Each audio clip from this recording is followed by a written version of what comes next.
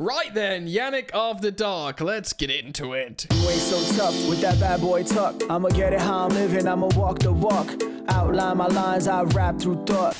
Yeah, well, hello, English, good start, strong start from me. Hi guys, how's it going? Welcome back to Football Therapy with me, your host Yan, and I do hope you are doing well, my dear viewer, listener, friend.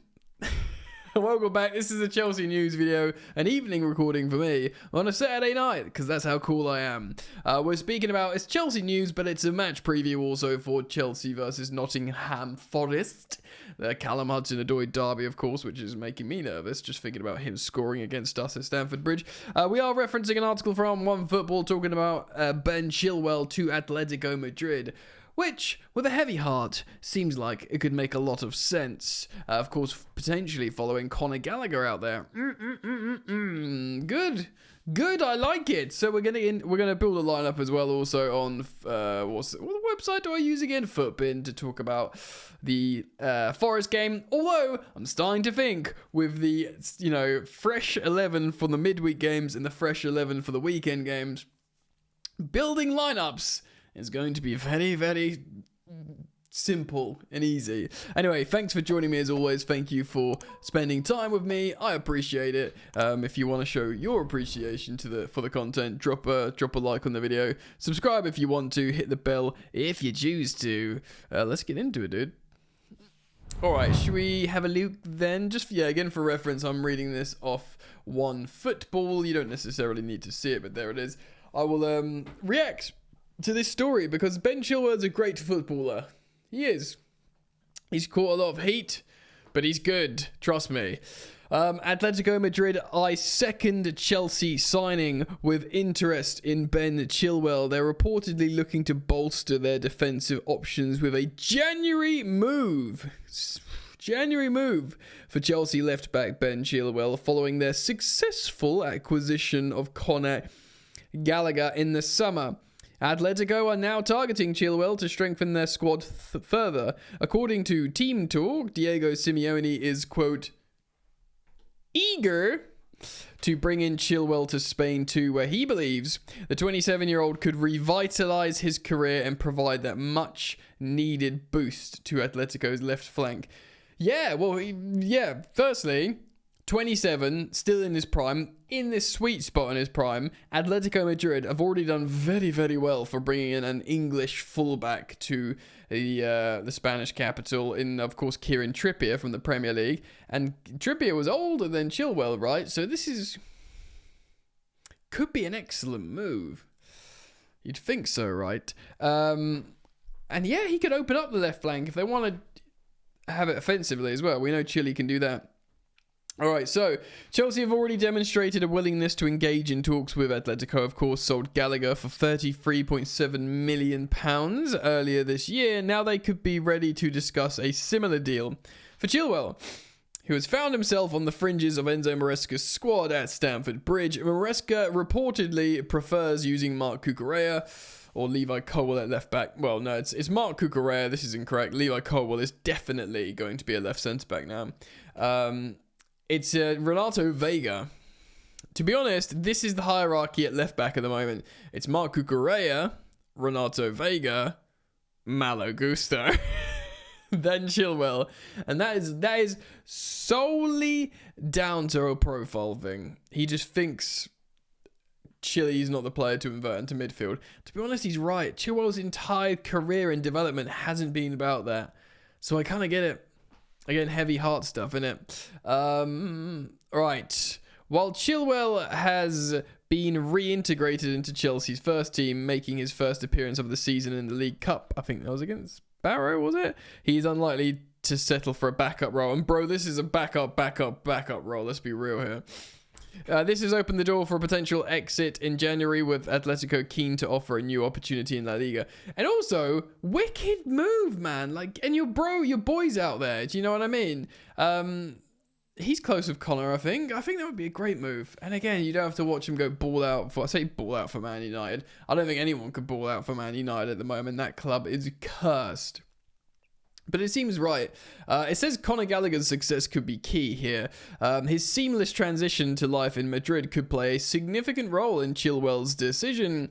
Gallagher has thrived under Diego Simeone's management, scoring in consecutive La Liga matches quickly, and he's quickly become a key player for Atletico.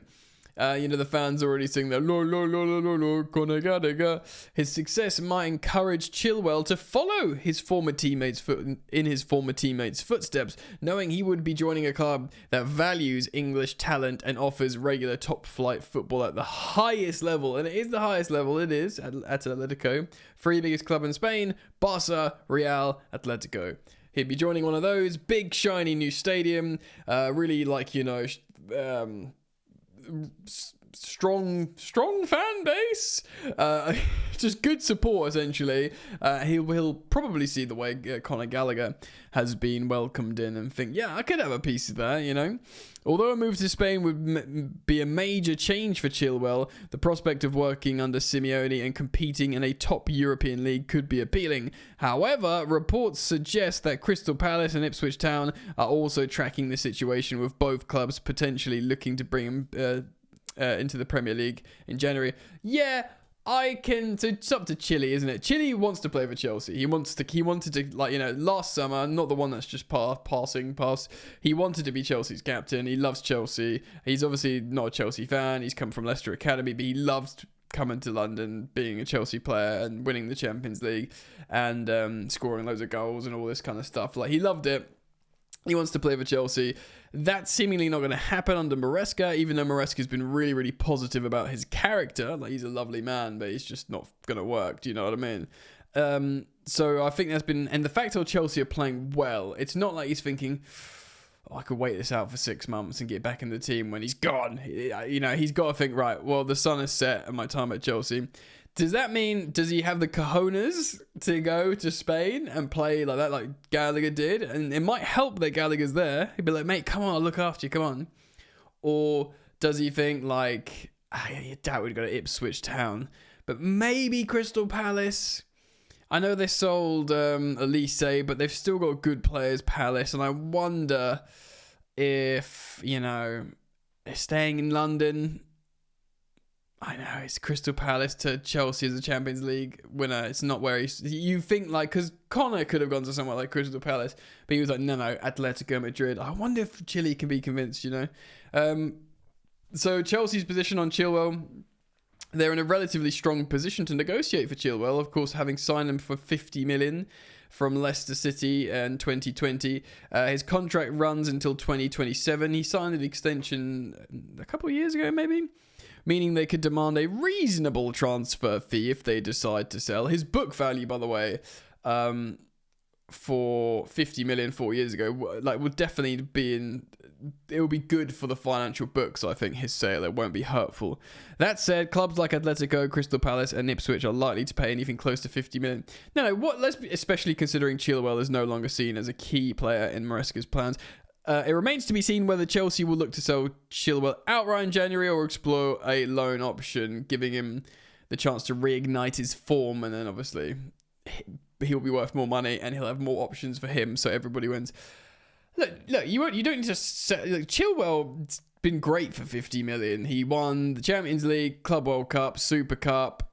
He's qualified for other Champions League campaigns. He was an England international. That is a good return for £50 million 4 years ago in this market. Fine. He's not flopped at all. In fact, the amount of Monday Night Football, Sky Sports graphics when they had... Well, they've got Chilwell and James on each side. They're the key players. They're what make Chelsea so strong. They are what makes Thomas Tuchel so strong. Because they're so unique with their, block 5, attacking 5, which everyone does now. And Conte did as well, slightly different. But even, literally everyone does it now. Pep's doing it in his weird own way. It was all about James and Chilwell. I don't need to remind you guys, you know that. And Chile was great. He was super, super attacking, super, super effective. Great signing. And lest we forget, and It's got Zoom for this one. I have to remind you, we were being linked with Alex Telles and Tagliafico, and everyone was saying, oh, sign them, and I was getting heat for saying, no, sign Ben Chilwell. We signed Ben Chilwell. He was integral to us winning the Champions League. Those other man, Telles, well, don't even know where Tagliafico is, but Telles went to Man United, flopped, and he's out of there. Let's just have a look, shall we? Alex Telles, where is he now? He's playing... where the hell? He's playing for Al Nassr. So he's in Saudi. Nicholas Tagliafico. Where's he then?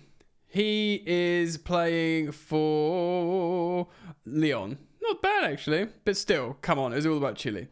Yeah, man. So how much would we need to sell Chilwell for us to be happy? I mean, his book value, again, I've always referenced the fact how Kai Havertz's book value was like 27 million.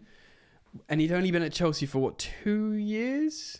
Was it 3 years or 2 years? Won the Champions League in the first one.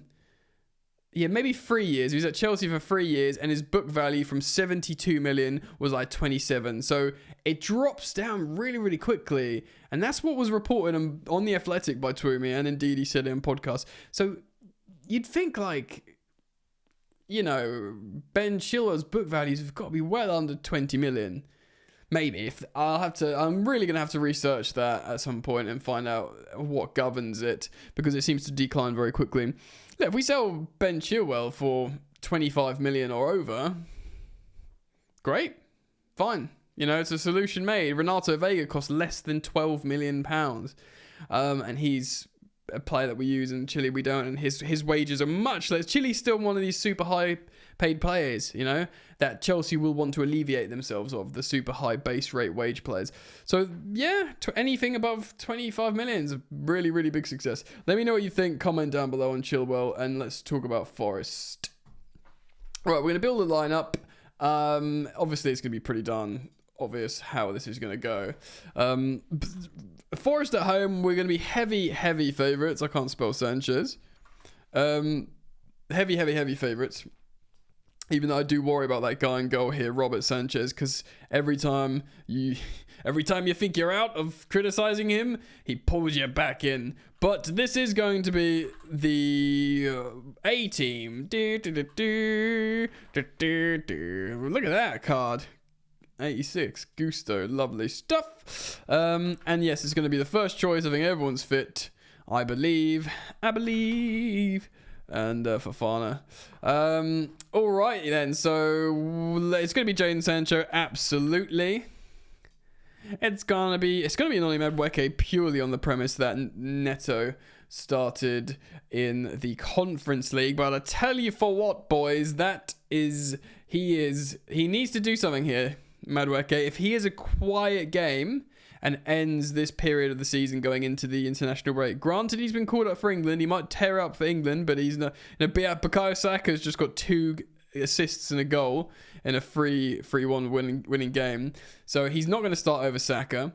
He might get a few token minutes. So if he doesn't play well in this game, Noni Madueke, and goes into those 2 weeks or however long it is, he will Neto will be like knocking on the door like, Gaffer, Noni's great, but I've been playing well and he hasn't. Our boy Nico Jackson up top, the best player in the world, is going to play in behind him. Caicedo is going to play. Now, of course, we can imagine it is going to be Enzo Fernandez playing, and he will wear the captain's armband, which is just seemingly a recurring theme here. Things you want to see, let's talk about the subs we'd like to see. First of all, I really want to see Lavia on the pitch getting some minutes, and I want him to not look flustered, and I want him to look good. I think Nkunku, of course, he did get brought off, and Gyu came on for a few minutes. I think Nkunku will feature. I do really want to see Felix do something in the Prem again. I do want to see Neto come on and cook. And who are we missing? I kind of want Sancho to play for a long time. I'm just trying to think here. I guess it would be Mudryk, isn't it? You change generally the front 4 and a midfielder. Renato Vega could come on. Lavia could come on. I don't think Sancho's up to full fitness yet, so let's just say Madrid comes on for a bit as well. Right, what we're looking for in this game in particular, we're looking for this guy not to do anything absolutely stupid. Gusto, I imagine, will be inverting out of the two, which means Cucurella can get up the pitch and combine with Sancho. And of course, it looks like already they've got a budding partnership, let's say. And Caicedo has been having an excellent season. Of course, the two main men are Palmer and Jackson. We expect to see loads of combinations between them. Of course, they play really well together. Want to see a little bit more influential passing from Fernandes. He's shown a bit. He's wearing the captain's armband. He got booked needlessly last time out for dissent. I want to see less of that. And like I said, it's going to be a big game for Noni Madueke. To prove and demonstrate, yeah, man, I am the starting right winger. I am the starting right winger in the Premier League team, and Neto is gonna have to wait. It's up to him to do that, bro. Do you know what I mean? Callum Hudson-Odoi, Alanga, Morgan Gibbs-White, who will be returning after a suspension. You know, Wood or Awani, they're good strikers. They're good operators in the Premier League. It's going to be tough, man. They've started really, really well, Nottingham Forest, in the Premier League. I'm just terrified of... I'm terrified of Callum Hudson-Odoi. I've got to say it. I'm just scared of him. Of course, so these are their results last time out. They lost to Fulham at home, but I think generally their away form has been better for a long, long time. Of course, they won away at Anfield, and they did get 2-2 against Brighton, despite having Morgan Gibbs-White being dismissed. They drew with Wolves at home. Their home form is pretty poor, and then they won away previously than that. Then they drew at home. So yeah, their home form is poor, and they will be away at Stamford Bridge. And there is the Callum Hudson-Odoi narrative factor. And we do have Rob Sanchez, who I don't trust in goal anymore because he goes from amazing to terrible. I do think we'll win. I think we're just too... Nuno Espirito Santo will play pragmatic football against us, defensive, counter-attacking. I do think we're equipped to deal with that a little bit. I think better than we were under Pochettino. I don't think we're going to keep it clean sheet, though, because I think we're just not settled yet. I'm going to say a 3-1 Chelsea win, and yeah, we'll stay in the top 4 going into the international break. Let me know your thoughts, feelings, emotions, musings, everything down in the comment section below on the stories and the upcoming game. Thank you for joining me as always. Thank you for liking and subscribing. And yeah, hope to see you back. Peace.